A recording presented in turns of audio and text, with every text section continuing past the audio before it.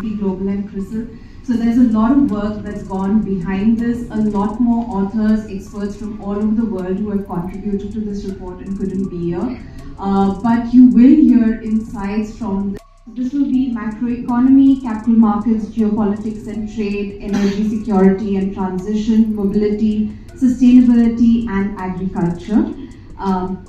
I would at this point like to hand over to Dr. Atul Arya, Chief Energy Strategist at S&P Global Commodity Insights, co-chair of the S&P Global Research Council, and also the sponsor of the India Research Chapter, to take it from here. So, I want to highlight for you, and you will see in the journalists, the interconnectedness. You know, the world is not siloed anymore, right? We used to think way back when I was growing up in India, it was, you know, you do your job, you know, it's kind of narrow runways or swim lanes, as they say. But now the world is interconnected, and the value we bring to in this analysis and everything we do in S&P Global is interconnected. You know, most of us here are from different divisions, but that we talk to each other, we work together, and that's what you see here. And we're going to highlight positive things which have happened in India over the last. If you were with us in Delhi last year when we did India's movement, we talked about the opportunity, and now we're going to hear a little bit of how that has been realized, but also what are some of the big opportunities coming up now post-elections, post-G20, but also, of course, there are global challenges happening, two wars. We have the US presidential election about to happen. I live in the US, and that's a big topic of discussion over there. So you over to my colleague D.K. Joshi from CRISIL, Chief Economist, to kind of give us a preview of the economics piece and then go on all the way down. So D.K., over to you. Thank you very much, Atul. So if I were to give the brief on India using a 3-point framework, I would say that post the pandemic, the growth direction of India has surprised on the positive side. Whether it is for the analysts or for the policymakers, I think everybody has been surprised on the positive direction. Growth has turned out to be higher than expected, and this is despite a multitude of risks playing out. And the reason for that is the focus of the government to invest in infrastructure that increases the supply side, raises the potential.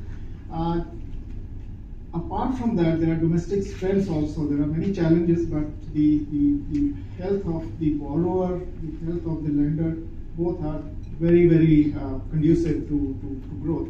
The mid and the large size corporates have very good balance sheets. I would say the leverage is extremely low, so they have the ability to invest. That actually increases your resilience, so to say. The external account is also very healthy. We have low current account deficit and huge reserves. And then what that does is it gives you, it allows you to manage the external shocks much better. So I think these things have helped. And over the medium run, I think the prospects are pretty good, as we point out in our journal that India is going to be 7.2 trillion economy by 2030. That's just mathematics. Even if it doesn't grow at 6.7%, let's presume it grows at 6%. Even then, I think it's going to be around 6.5 trillion. So the point I'm making is that compounding benefits of high growth over a long period of time are beginning to show up. With that, let me hand it over to Deepa. Good afternoon, everyone. I am Deepa Kumar. I am one of the co-authors on the piece, the geopolitics and trade. So we're talking about the Indian Ocean and the Indian Ocean-led geopolitical strategies, trade and infrastructure strategies. I'll stay on the geopolitical side, and my colleague, who's also my co-author for the piece, Rahul, will take you through the trade and infrastructure piece that we're speaking about. I think what we're trying to do in the piece and something that we want to highlight, right, is so far all of us who have seen how India manages risks, both in the neighborhood and in beyond the world, is a lot about continental India, is a lot about the borders, the land borders, the neighboring countries. But the next decade of growth, one that we're seeing even in strategies and one that we're imploring more of, is how do you maximize opportunities along the Indian Ocean? It's a... Thanks, Deepa. Good afternoon, everyone. So I'll highlight 3 points, right? I think when we published last year India's Movement, we talked about India benefiting from what we call supply chain diversification, right? But if you look at where does Indian ports as of today stand in the global ranking, we do not have a single port within the top 20, right? We have JNPT and Mudra coming in the top 30s. So India, and it's great to see, I would say, very few places in the world who are investing in building what we call a greenfield port, right? So when we heard about Wadwan, which has been in the works for some time, but finally moving ahead and building that, right? As well as India has been losing market share, has lost market share a lot to Colombo, and then we have this, if I'm getting it right, the name Visimium port in Kerala, right? So that as well. So India is taking right steps. Those are important for the port strategy, as well as when you're looking at not only the exports but also the imports coming in. Thank you. I'll come to the crude oil part of things. So I helped co-author a piece on India's energy security and energy transition. I'll sort of stick to more the price side of things because in an Indian context, very much the price of oil is a major factor. We are very economically dependent and we are very economically sensitive to the price of oil. And the price of oil has been quite favorable for India, over the last 1.5 to 2 years, where we have seen market not being very jovial about geopolitical events. I think there are a lot of wars going on. I think in our forum someone talked about tariff wars and actual wars with sticks and sickles and guns all going on, but oil market not really being sensitive and not really sort of shrugging them off. But what we have seen happening is that key messages all interconnected as far as the energy security on the long-term side is. The first is over the last decade or so, we've had a sentiment push towards energy transition and a sentiment pullback from what has been India's stated strategy, which is all of the above energy strategy. Not giving up on any energy fuel as far as its transition status is concerned. So coal. Thank you, Rajiv. I'm Gauri Johar, and I lead our energy transition and clean tech consulting practice out of India, but also work globally with Atul and our other colleagues on across Middle East and Asia. So I think from that sort of vantage point of where India sits in the world of global energy transition, I think Rajiv, you laid a very good basis by saying that India's had this sort of sentiment push-pull. That was very well put.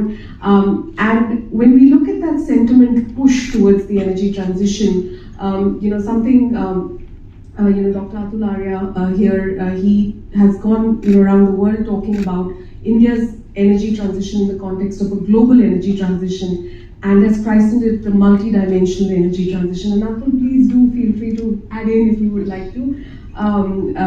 Would you like to expand on just the aspect multi-dimensional for the benefit? Very briefly, so if you go back to 2021, some of you who follow energy may remember that the International Energy Agency published a report called A Roadmap to Net Zero by 2050. And the idea was that the world as a whole needs to get to net zero emissions by 2050. And our view is that we disagree with an analysis because neck out and said 2070 is more realistic. And I think this points to also what Rajiv was saying before, that all of the above is coming much more into play, that sentiment pullback that you were talking about.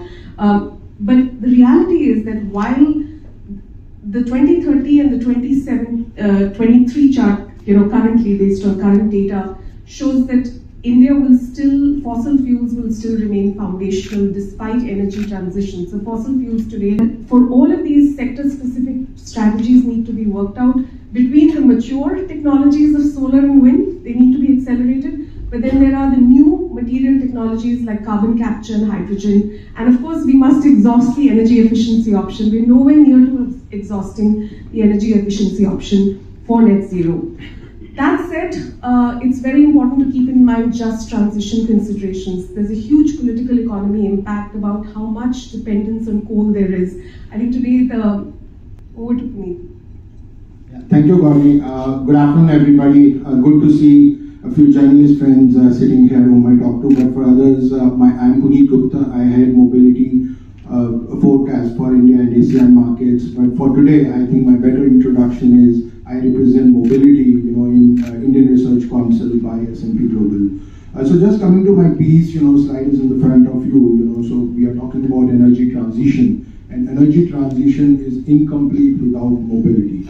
I think you all will agree with me. And the buzzword, we are using for this article is powertrain pluralism, right? So where we talk about all fuel types being used by, in our country. So obviously we are very much in over to Bhushan. Thanks a lot, Puneet. Good afternoon, everyone. I'm Bhushan Sharma. I lead the agriculture research and advisory practice at CRISIL. What we're going to be talking about today is on the left-hand side of the screen, what you can see is the context of agriculture, and on the right-hand side of the screen is what you see are the action items. If we talk about the context, agriculture is about 18% of the GDP, with about 10% share in exports. But very importantly, it constitutes about 50% of the employment in our country, right? So any discussion on the Indian economy is incomplete without discussing about the 50% people that it really influences and impacts.